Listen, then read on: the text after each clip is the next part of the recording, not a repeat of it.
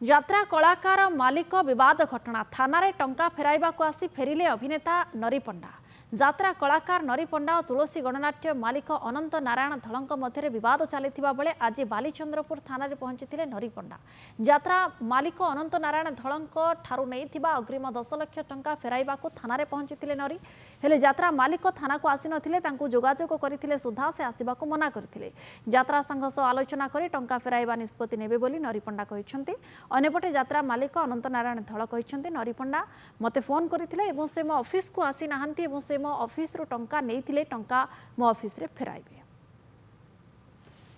आज निर्णय है मु आगुरी थोड़े आसती माने 3-4 दिन तले मत आईएस डाकी पैसा नरियो तुम तो कौच पैसा फेर थाना माध्यम पैसा फेर मैंने आज्ञा आज ऐसे आसिली नाडो कहले मु थाना को जीवी ना तुम जो नहीं पैसा से पैसा फेर दे जाओ बाकी थाना जी देवी ताने मु जन को सपोर्टेड मुझे पठाऊँ दियो तो यहाँ तो मो संघभुक्त कथा मुझे आलोचना करके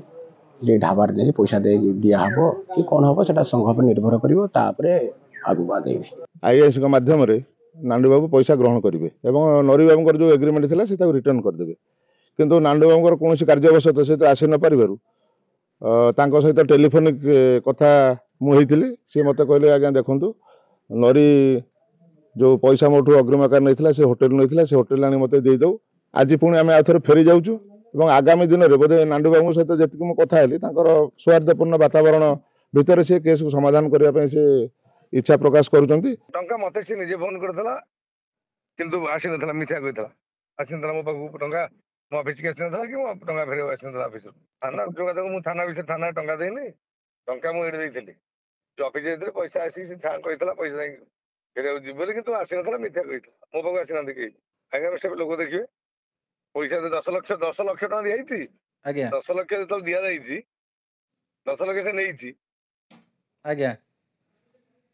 से रखी जानता से कौन हम नब से समय कह ना मुझे कि मतलब दिल्ली रोचे दिल्ली जाइए आसला खबर बुझिकी आसे मिथ्या कथा से शुण टंका फेरवा तार इंटेंशन था टंका फेरीदब आसिक ऑफिस आसी टंका फेरी पारि